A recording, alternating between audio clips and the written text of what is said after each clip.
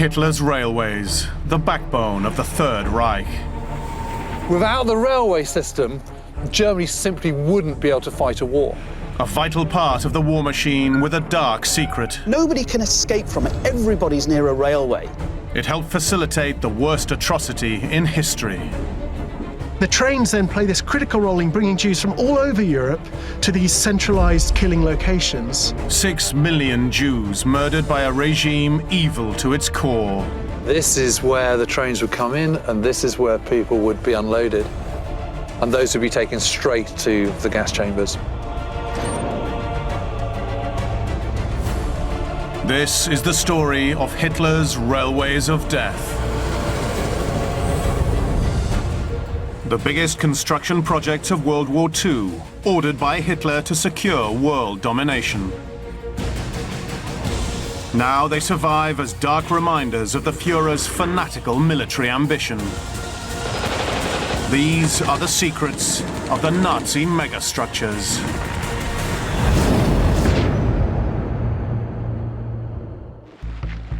The 6th of July, 1942. Head of the SS, Heinrich Himmler, travels to Auschwitz concentration camp. He's ordered Camp Commander Rudolf Höss to expand the site, ready for the murder of Jews on an industrial scale. Entladung. Offloading, separation of men and women, selection and disposal. Everything seems well organized, Commandant. But you should be prepared to work even harder. Many more transports will be sent to Auschwitz in the future. To deliver prisoners to the camp, Himmler is reliant on the Nazis' vast rail network.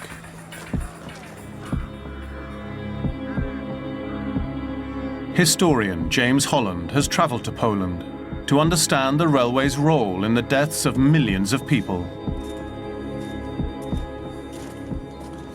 It's one of the most chilling relics of the Second World War, the guardhouse of Auschwitz-Birkenau. Auschwitz is the largest of all the Nazis' concentration camps.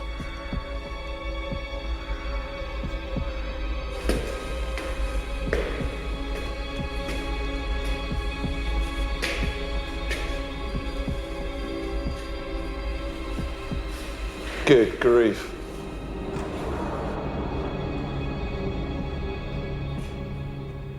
It's just huge.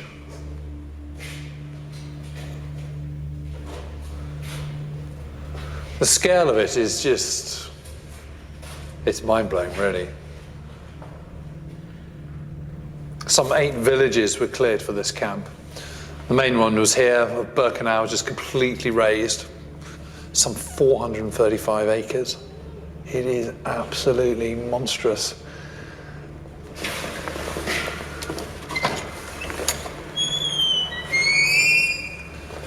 And there's the railway. This really was the end of the line. This was an extermination camp. This was built to murder people on a huge industrial scale. It's just, it's really hard to get your head around.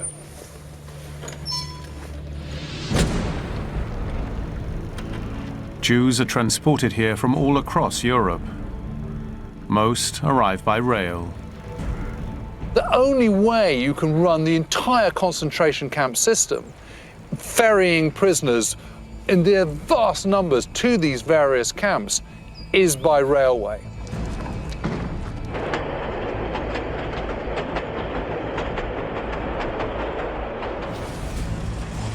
The story of the concentration camps begins in the aftermath of the First World War. Defeat leaves Germany economically crippled, and poverty is widespread. Adolf Hitler makes hate-fueled speeches, blaming a Jewish conspiracy. Hitler has always been pathologically anti-Semitic. But why does he hate them? Well, he certainly focuses a lot of his anger and resentment at the failure of the First World War onto the Jews, and then he manipulates this politically, finding someone else to blame. And the focus of that blame are the Jews. Hitler vows revenge. His anti-Semitic message proves popular and Nazi party membership swells. Former fertilizer salesman Heinrich Himmler joins in 1923 and quickly rises through the ranks. 6 years later, he becomes leader of the Nazi Party's paramilitary arm, the dreaded SS. Now, the SS has a huge network of men and bureaucracy, and in terms of enacting Nazi ideology, it plays an absolute pivotal role. When the Nazis come to power in 1933, the persecution of German Jews begins. Anti-Semitism is absolutely a central part of Nazi ideology, and in terms of believing in the Aryan super race, in believing in Aryan supremacy, Himmler is one of the leading proponents. Anti-Jewish laws progressively exclude Jews from German society. Synagogues are destroyed, and Jewish businesses are vandalized. Almost half of Germany's Jews flee to other European countries and the United States, but some 300,000 remain. On the 1st of September 1939, Germany invades Poland. Hitler commands the attack from his private train, America. This mobile command center is equipped with everything he needs to stay in constant communication with his generals on the battlefront.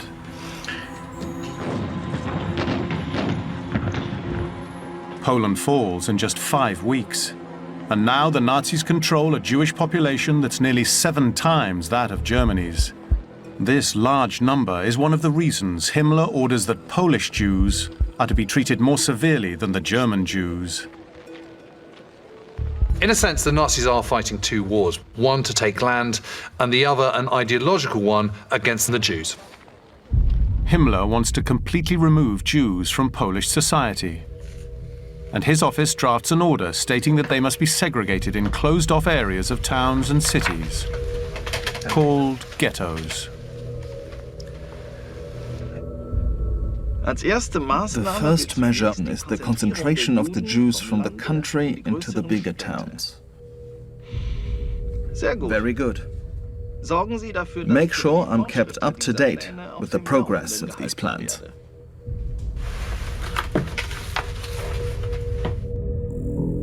The Nazis establish ghettos near major railway connections.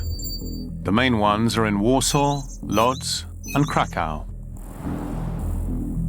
Between October 1939 and December 1940, almost all of Poland's 2 million Jews are sent to ghettos across the country. It's putting Jews into much more concentrated space, so in a very small part of the city, normally in very poor quality housing, thrust into one room where the whole family is living together.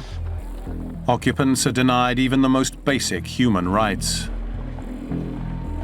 The Germans can really limit foodstuffs coming into the ghetto. So one thing I think that would be really characteristic of any ghetto situation is hunger. It's not just that people are starving to death, but they're also dying from epidemics that are spreading around these really overcrowded conditions. But ghettos are only a temporary solution. As fighting across Europe intensifies, the Nazis come to see young, able-bodied Jews as potentially an important part of their war machine. As the Reich expands, you need occupying forces, and of course you need to fight, which means you've got a shortage of labour in factories, in work projects. So where do you get that from? Well, you get it from prisoners of war, from forced labour, and all these people who are being forced to work against their will need camps, camps from which they cannot escape. The largest camps are built in locations with major rail links at Auschwitz, Buchenwald, and Sachsenhausen. By March 1942, there are 13 main concentration camps. Conditions are brutal, but they're not yet organized killing centers.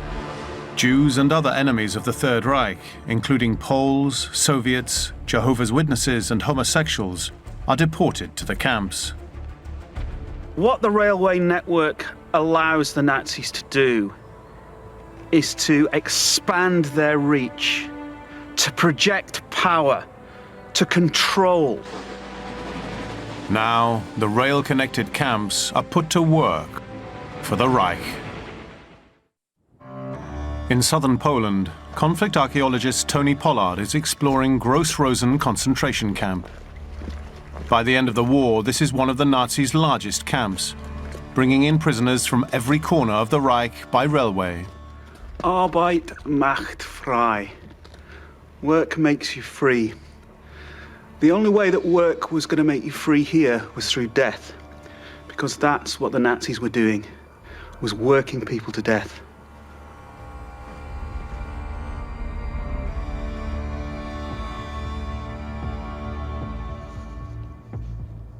The camp is built here for one major reason: to provide slave labor for a massive granite quarry.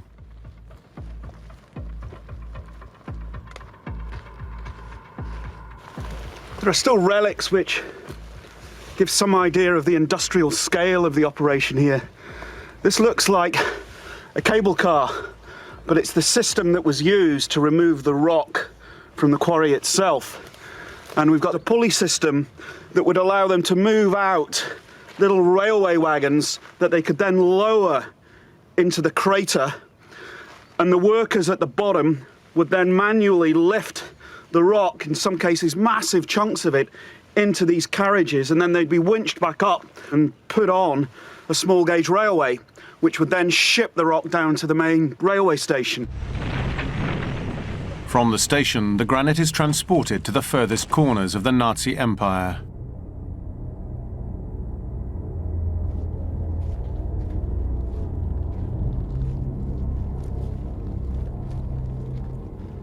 You get a totally different perspective of this place when you're down in the bottom of the quarry. And this void is representative of hundreds of thousands of tons of raw material that is taken out of here, ultimately by railway. And all of that material is used by the Nazis to really construct their empire. What you have taken away from here are the building blocks of the Third Reich. Public buildings, bridges, and roads are all constructed using the stone. Some of these are so big that there's no way you get them into those wagons for removal, so they would break them up, and that work would largely be done manually with picks and hammers. If that back-breaking work wasn't enough, you've also got to visualize SS guards surrounding the quarry, watching every move.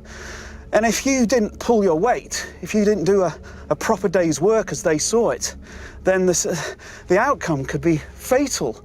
And Gross-Rosen, the camp here, was notorious for its hard regime. It's nightmarish. That's all I can say about it. It's an absolutely nightmarish landscape. Inhumane treatment by the Nazis means inmates often arrive in a poor physical state, and harsh conditions quickly take their toll. There's a sense that labour is a constant resource. It's entirely expendable. So there's no interest in keeping people alive forever. And so what you do is you starve people with incredibly limited rations of food, entirely inadequate for the sort of physical labour that people are doing. Average life expectancy at Gross-Rosen could be as little as 3 weeks. But the railway keeps the camp running by delivering a constant supply of forced labour. We've got the movement of two commodities. And it's horrible to use the term commodity in relation to people, but that's exactly what the Nazis were dealing with here. As the war progresses, demand for raw materials and other war commodities increases. Gross-Rosen is expanded on a massive scale. Eventually, there are nearly 100 sub-camps, with all the major hubs interconnected by railway. Camp capacity is up to 80,000 prisoners. Each camp has its own speciality, its own role to play, either in industry, creating munitions, armaments, or like Gross-Rosen, extracting raw materials. And all of them depend on the railways for movement. And the dark side of the railway system is the movement of people. The movement of concentration camp victims, people who are being moved so that they can work as slave labour. But the railway isn't only vital for moving slave labour to Nazi camps.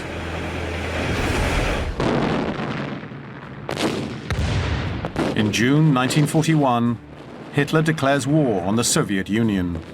By autumn, German forces are advancing east towards Moscow. The Nazi rail network now stretches deep into the Soviet Union. In total, it consists of 100,000 miles of track spread across 12 countries. The German railway system, as part of the German war machine, is absolutely essential. The railways are the only real way Germany can get supplies, freight, coal, arms, men, prisoners, Jews from A to B. Without the German railways, Germany simply wouldn't be able to fight a war.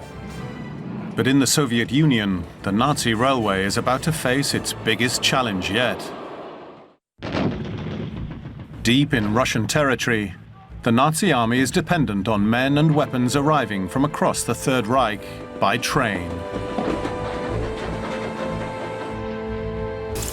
Tony Pollard has traveled to Gniezno rail yard in central Poland. This is incredible. Here, it's about loading and unloading the trains. The yard serves strategically important train lines heading towards the Soviet Union.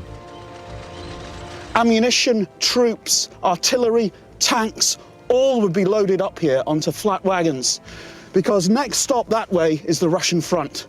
And that's exactly what this place was about, supplying the German front line. To begin with, supplies regularly reach the army. By December, the front line has advanced to within 18 miles of Moscow. This is the real business of war. And this goes on for well over half a mile. And during the war, this would have been an absolute hive of activity. As the German army advanced further east, the Nazis gain control of large swathes of the Russian population. As the Germans move into the Soviet Union, so they're confronted with not just thousands of Jews, but millions of them. But that's the problem, because the numbers are so vast, and there's no longer the capacity to send them anywhere else. After the brutal treatment of Polish Jews in the ghettos, Nazi anti-Semitism escalates once again. This time, there's no intention of transporting Jews to ghettos. A lot of the mass executions of Jews are done by being dragged out of local villages, dragged out of local towns, corralled and herded to a pre-dug pit, and then they are literally shot in the back of the head and kicked in. Between June and December 1941, around 500,000 Jewish men, women and children are brutally murdered. Is genocide on this incredibly local scale, in a familiar place, in a forest that you might have gone to before the war, a place of picnic sites, suddenly becomes a killing site. In August 1941, Himmler travels to the Soviet city of Minsk and witnesses a mass execution. Himmler is really sickened by it. He thinks it's disgusting and really appalling that his men should have to go through something quite so traumatic. And so he thinks there's got to be another way of doing things. In Germany, Nazi scientists experiment with gas as an alternative method of mass execution. Eventually, they settle on gas chambers, believing they will be more efficient and less traumatic for Nazi soldiers. On the Eastern Front, the campaign to take Moscow stalls. The army needs an average of 75 trains a day to keep it supplied with men, food and ammunition. But it's receiving less than half that. There is just simply not enough locomotives, not enough carriages, freight carriages, wagons, to move this war material all around. After 3 months of heavy fighting and the loss of almost 250,000 German lives, the Nazis fail to take Moscow. Hitler blames those in charge of the railway. Point is with the Germans is that they think they're going to win in 3 months. And they don't. And everything has been geared up for that very rapid, quick victory. It's the first major setback of the war, and Hitler is furious. He sacks the head of the railway in the east and summons lifelong Nazi and rising star at the Transportation Ministry, Albert Ganzenmüller, to Berlin. Dr. Ganzenmüller, the Transportation to the east is in crisis. But Reichsminister Speer assures me you will take decisive measures to resolve the situation. I assure you I will not rest until the situation has been brought under control. We can get more rolling stock, speed up loading and unloading, and also overhaul the repair program. Excellent. I look forward to reports of your progress. Thank you, my Führer. As well as keeping the war machine in the east supplied, Ganzenmüller is now also under pressure to provide Himmler with enough trains to transport prisoners to concentration camps. There's always a conflict within the railway system between the priority given to the movement of people and the priority given to the movement of the war effort. There was conflict with timetabling, with resources, with tracks, with rail stock.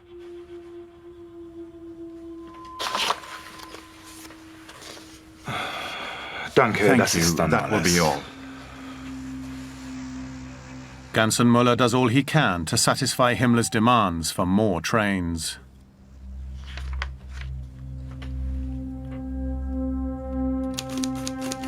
A train carrying 5,000 Jews has run daily since the 22nd of July from Warsaw to Treblinka via Malinkia. Furthermore, another train has run twice a week with 5,000 Jews from Przemysl to Belzec.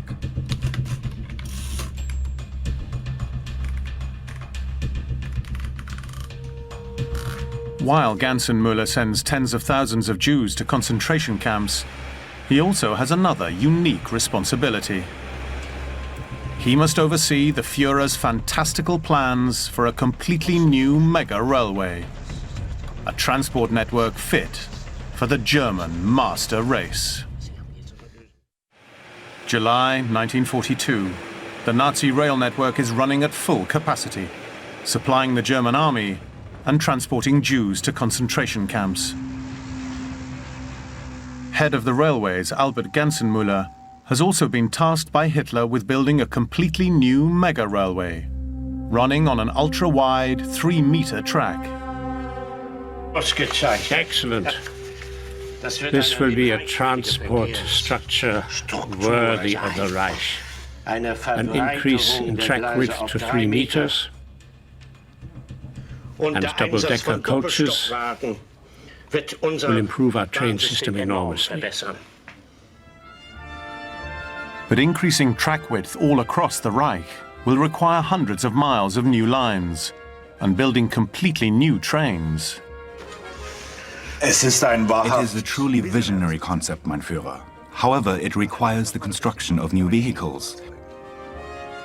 But if we were to double or triple the number of standard gauge lines, this would enable the use of already existing stock and infrastructure. The existing gauge is obsolete and completely unsuitable for mass movement.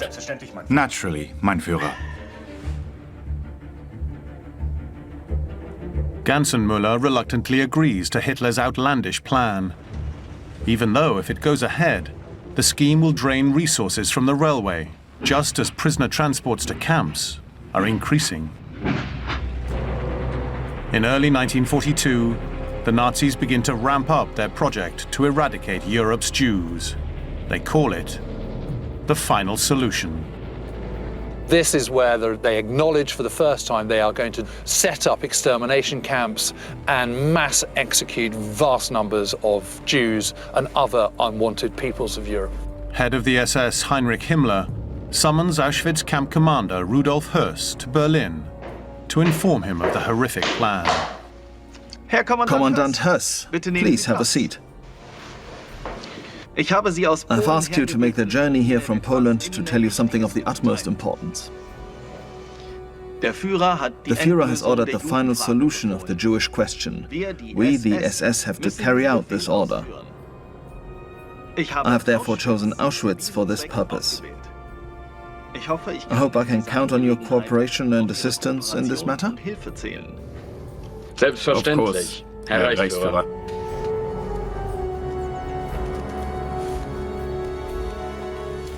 James Holland is investigating why Auschwitz is so central to Himmler's plans. Just behind me is Auschwitz town station, and this is the track that led to the camps. But what's really interesting is over there, that's the main line that leads south to Vienna and north to Krakow. And that's really important when you're thinking about the siting of the camps, because one of the major reasons was because of its proximity to a major rail network, as well as the fact that it was sort of off the beaten track and away from prying eyes. And this is the really important point, because without the railway system, the extermination camps couldn't have existed, because it's the railways and only the railways that can deliver the prisoners to them. In preparation for the final solution, Auschwitz is expanded.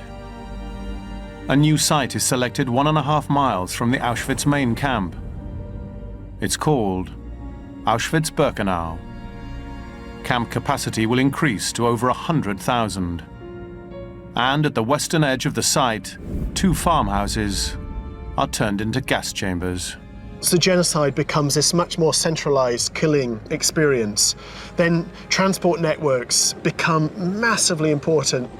And the trains then play this critical role in bringing Jews from all over Europe to these centralized killing locations. For the Nazis, all rail lines will lead to Auschwitz. In 1942, nearly 200,000 Jews from 10 countries are transported to the camp. This is one of the boxcars that was used to transport so many of the victims that were brought here. For most of the prisoners, the journey will be their last. Here I am, unlocking this. And of course, this is exactly how it would have been during those horrific transports.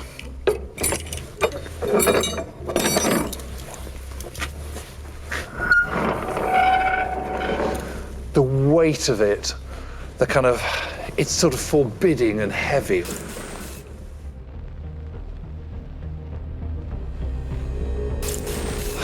You know, this is a freight car. It's not designed for carrying humans, and yet you would have had 70, sometimes even more than 100 people crammed in here.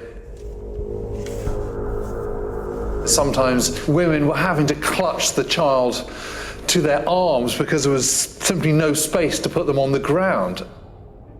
They would be in here for 2 days, 3 days, 4 days. It's just barbaric, it's inhuman. The only toilet facility on board is a wooden bucket. One of the things that people remember as they talk about these journeys is they remember the stench. And for many people, this is a moment of terrible shame. For the first time, they're sitting on a bucket in front of people. And the bucket quickly overflows, and so the train car gets filled with human waste. With barely any food or water, conditions are too much for some. People are starting to die within these cars, and so what people do is they find themselves living amongst the dead. The corpses become a seat to sit on, and people describe these as these terrible journeys, as the most unbelievable kinds of journeys. For those who survive the journey, the final stop is the unloading ramp at Auschwitz-Birkenau.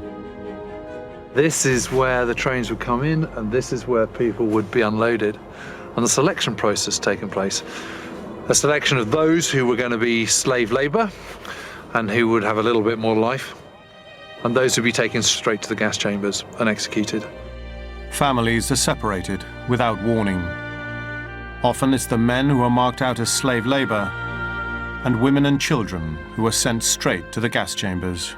It doesn't take a huge leap of the imagination to picture the long line of wagons and the thousands of frightened men, women and children being bundled off.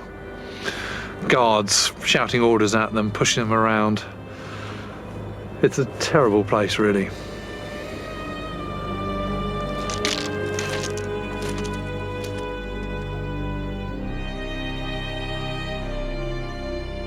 For vast numbers, the majority of Jews who were sent to Auschwitz, this is the terminus. This is the end of the line. The gas chambers are the end of the line.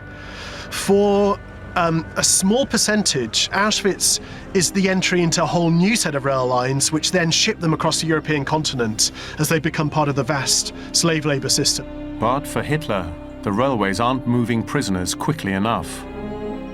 He summons Himmler to the Wolfslayer headquarters in northern Poland. All measures necessary for a final solution must be taken. Adequate provision must be made. Mein Führer, die Transporte zu den Lagern Transports to the camps in the east have been limited by the number of trains made available. I will have my office contact the State Secretary for Transport to see how the matter can be resolved. The Nazi rail network must now carry out one of the largest movements of people in history. July 1942.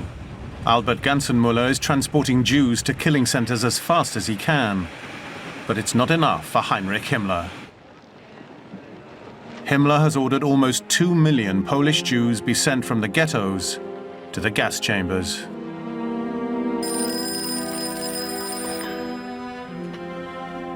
Dr. Gansenmüller, SS Reichsführer Himmler speaking. Reichsführer, I wasn't expecting your call. Look, quite simply, we need more trains. They are essential if our plans are to be carried out to the full. Transport must be increased. Ja, Herr Reichsführer. By May 1942, Himmler's SS has 6 killing centers in operation, all in the strictest secrecy. Helmno, Belzec, Sobibor, Treblinka, Majdanek, and Auschwitz.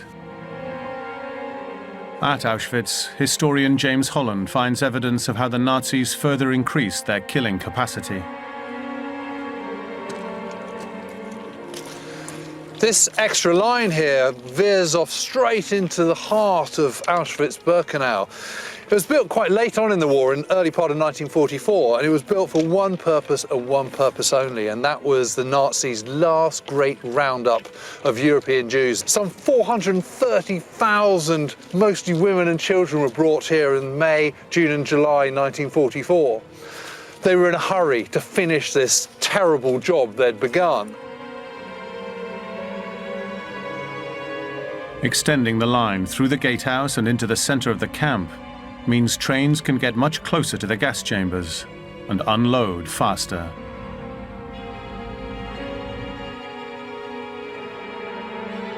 Where I'm walking now is quite literally the end of the line. And the reason that's the case is because either side of me are the gas chambers. In total, 5 gassing facilities are used to process the new arrivals. Prisoners are told they must shower and are taken to an underground undressing room before being sent into the adjacent gas chambers. Zyklon B gas is poured through vents in the roof. Once it's taken its deadly effect, the bodies are moved to the adjoining crematorium.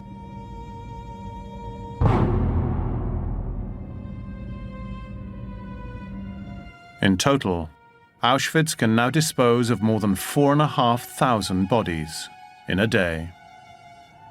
Auschwitz-Birkenau is this kind of perfecting of this kind of warped system of enacting mass genocide, and it's the place where you can operate the gas chambers day and night with clinical efficiency. A world away from the horror of the gas chambers, Hitler focuses on his plan for a glorious new mega railway. Hitler's designers draw up 47 different schemes for new locomotives. Excellent work. A project of this size will be a great engineering challenge.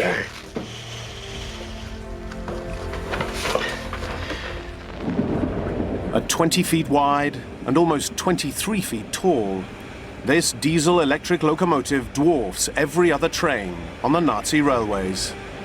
Pulling 10 huge carriages and carrying nearly 2,000 passengers in unrestrained luxury, it'll be the biggest passenger train ever built. It even has its own 200-seat cinema. Hitler has always been highly detached from reality, but he just gets worse as the war progresses. And it's clearly absolutely absurd that on the one hand he's orchestrating the Holocaust, and on the other is dreaming of some mega railway, particularly one that he simply does not have the resources to build. By late 1944, the tide of war turns.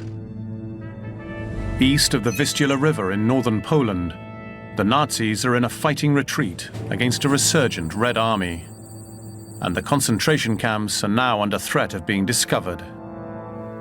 Tony Pollard is looking for evidence of a railway bridge the Nazis hoped would help them in the fight against the Soviet advance. We're on the west bank of the Vistula, about a quarter of a mile away from the river, and I've just spotted what looks like part of the bridge construction. Oh yes, very clear. Looking out from here, I'm right on line with the bridge and I can see the piers in the river. The river from this angle doesn't look that wide. The 1,500-foot wide Vistula is a major obstacle for getting supplies to the Nazi army.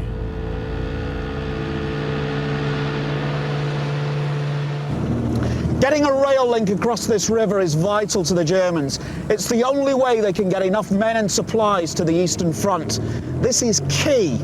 And as part of that megastructure, that massive rail link, this bridge is one of the vital components. 1,500 special railway troops begin construction of a railway bridge in August 1944. You can see the construction technique. They've sunk these steel girders down into the riverbed, and inside of that space they've poured concrete. And you can see the steel reinforcing rods coming through the concrete. The Soviet army continues to make rapid gains, pushing the German army back towards the river.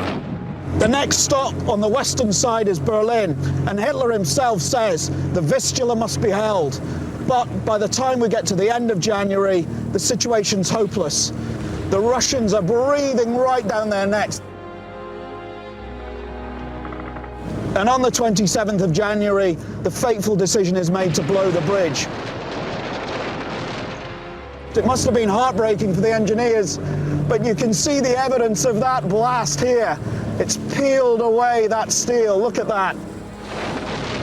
After blowing the railway bridge, the German army attempts to defend the river. But by February 1945, Russian troops cross the Vistula. The Vistula isn't just a physical barrier, it's also a symbol. And once it's crossed by the Russians, it's quite clear that the end game is approaching. And as the Soviet army drives the Nazis from Eastern Europe, the horror of the killing centers will be revealed to the world. The Soviet army is now sweeping across Europe. As the Nazis retreat, they begin to empty the concentration camps in an attempt to cover up their crimes. What you find is the kind of concentration camp system is almost being dismantled and is being put into motion, is kind of on the move. Prisoners from Auschwitz-Birkenau are being marched out of the camp. Or you also get this moment where whole camps are they hit the rails. It's almost like concentration camps end up being these kind of mobile, train-bound units. But as the Nazi railway empire shrinks, there's nowhere for the trains to go. You have this kind of moment right at the end of the war where Jews are literally just going round and round in circles in these trains. For some Jewish prisoners, their moment of liberation is not in a kind of classic concentration camp. It's actually in a train car where their guards melt away as the Allies approach. On the 27th of January 1945, Soviet troops liberate Auschwitz concentration camp. The liberators find evidence of mass killings that shocks the world.